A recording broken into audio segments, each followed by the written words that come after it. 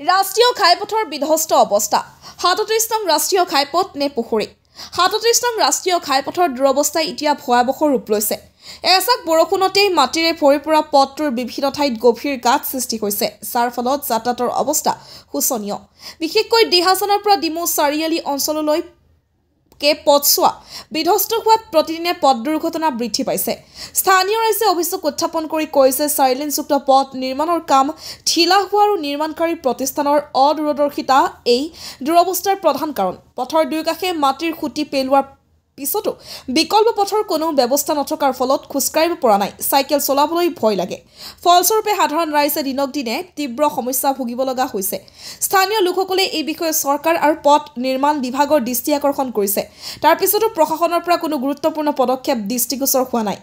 অবিলম্বে যদি এই পথটোৰ সংস্কাৰ নহয়, তেন্তে আগন্তুক দিনত পথ দুৰ্ঘটনাৰ সংখ্যা অধিক বৃদ্ধি পোৱাৰ আশংকা আছে। ডিমৌৰ পৰা শিৱকুমাৰ চৌহানৰ report, North East Frontier news.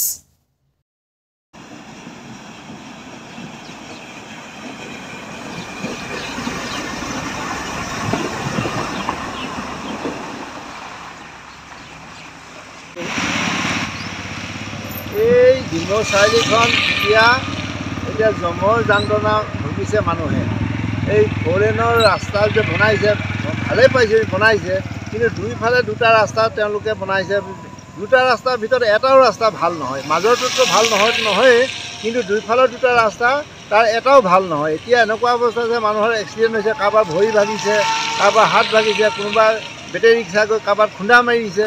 গতিকে এতিয়া এইটো এক্সিডেণ্টৰ এটা জংচং হৈ পৰিছে।